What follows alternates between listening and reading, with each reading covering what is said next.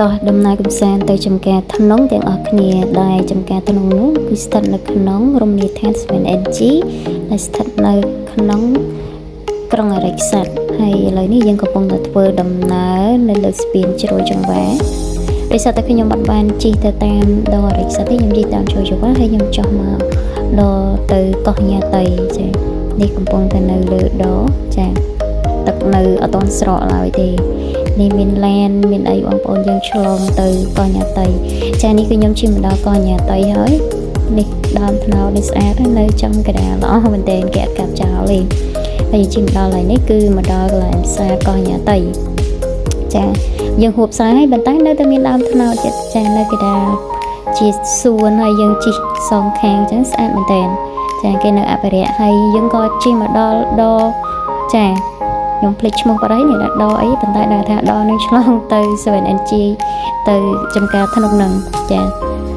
ទឹកខែនេះរៀងល្អបន្តិចចាហើយទស្សនវិជ្ជានេះគឺយើងមើលទៅគឺឃើញទីក្រុងភ្នំពេញចាបែកផ្សែងឃើញអាគារខ្ពស់ៗហ្នឹងចាគឺទីក្រុងភ្នំពេញឥឡូវនេះយើងកំពុងតែធ្វើដំណើរដល់ឆ្លងទៅ 7NG ឥឡូវនេះគឺខ្ញុំធ្វើដំណើរមកដល់ផ្លូវដែលយើងនឹងជិះទៅដល់ 7NG ដែលចំការថ្នុកស្ថិតនៅក្នុងទីតាំង 7NG នឹងដែរចានេះគឺផ្លូវចូលតែម្ដងចា Welcome Make Coffee ចាផ្លូវនេះជិះរហូតទៅវានិយាយទៅទីតាំងរួមនៅក្នុង 7NG ប៉ុន្តែគាត់ថាចំការថ្នុកនោះវាស្ថិតដែលខ្ញុំកំពុងតែជិះហ្នឹងគឺស្ថិតនៅផ្នែកខាងឆ្វេងដៃចាហើយកន្លែងនេះកន្លែងដែលគេចូលលេងដែលគេរៀបចំដូចទៅលេងនៅសិង្ហបុរីម៉ាឡេចាយើងចូលទៅយើងត្រូវការទិញសម្បត្តិចូលទៅខ្ញុំអត់បានចូលទេឥឡូវយើងបានមកដល់ចំការថ្នុកហ្នឹងចាតកង់ចាដើរមកមុនទៅដល់មកនិយាយពីទេសភាពហើយនឹងអាកាសធាតុនេះគឺ fresh ខ្លាំងមែនតើហើយពេលខ្ញុំទៅហ្នឹងគឺសតុំល្អមែនតើអត់មានក្តៅទេ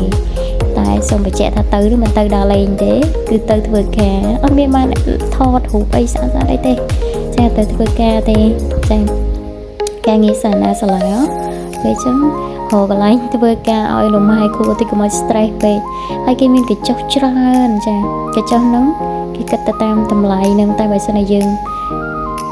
ប្រើដល់តម្លៃគេប៉ុណ្ណាទៅគេអត់គិតវិញចានេះគឺខ្ញុំប្រហុកកំងប្រហុកអាំងជុញហើយនឹងម្ជូរគ្រឿងម្ជូរព្រៃស្អិចកោហើយនឹងមាន់អាំងមួយទៀតចាមាន់អាំងមួយទៀតហើយបាយគេដាក់កាជើទៅនោះមាន់អាំងគេនេះឆ្ងាញ់របស់គេចាមាន់ស្រែចំតែម្ដងចាជាតិតែម្ដងកញ្ចោញអុយនៅកាទៀត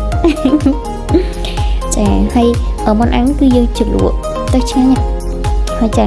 ហើយគេមានរៀបចំទឹកខទឹកអីគឺស្អាតមែនតើហើយខាងនោះគឺទលេហើយខាងនេះគឺគេរៀបចំបានស្អាតមែនតើទេសភាពនិយាយទៅ fresh ហើយគេមានកញ្ចុះច្រើនមានកន្លែងអង្គុយមានកន្លែងថតរូបទៅច្រើនមែនតើហើយមានបាច់ជាផ្ទះលំហែគេអីទៀតនិយាយទៅគេរៀបចំមកស្អាតហ្មងហើយដឹងមកយេនេះខ្ញុំអត់ដឹងថាដើមអីទេប៉ុន្តែគ្រាន់តែថាផ្លូវហ្នឹងគឺដើរទៅបន្ទប់ទឹកគាត់